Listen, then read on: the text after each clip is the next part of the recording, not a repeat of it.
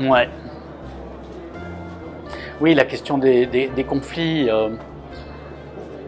conflits d'ailleurs explicites ou conflits larvés,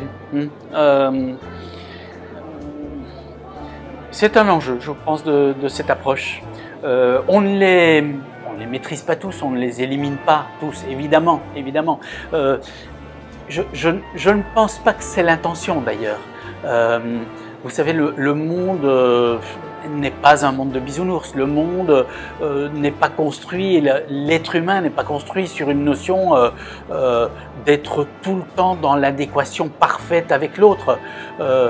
J'ai même j'ai envie de vous partager un élément de l'analyse faite sur ce type de concept au travers du conflit ou de la résistance ou de la différence de perception que peuvent avoir les gens sur certaines choses.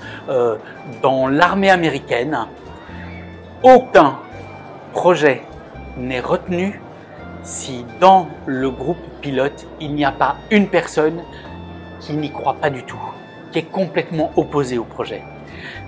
Donc, c'est lié à la notion de conflit et pas du tout. C'est simplement pour dire qu'il est indispensable d'avoir des gens qui sont dans la contradiction. Il est indispensable d'avoir des gens qui ne sont pas dans le béni oui-oui parce que le monde est ainsi fait et qu'on ne peut progresser qu'en ayant cette dynamique d'analyse critique qui permet de remettre en question, d'évoluer, de revoir les choses et de les faire progresser tout le temps. S'il n'y avait que des gens qui étaient dans l'acceptation pure et simple de chaque chose qui arrive, eh bien, en général, on est sur des compromis mous, on est sur des solutions médiocres et on ne fait pas vraiment progresser le business et l'entreprise.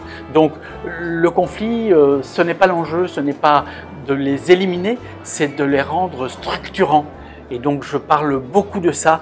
Générer des conflits structurants, ce n'est plus à ce moment-là des conflits de personnes sur lesquels on se bloque, on s'arrête, c'est des conflits sur des idées, sur des valeurs qui permettent de faire des recherches d'amélioration et de croissance. Et ça, vraiment, c'est très important.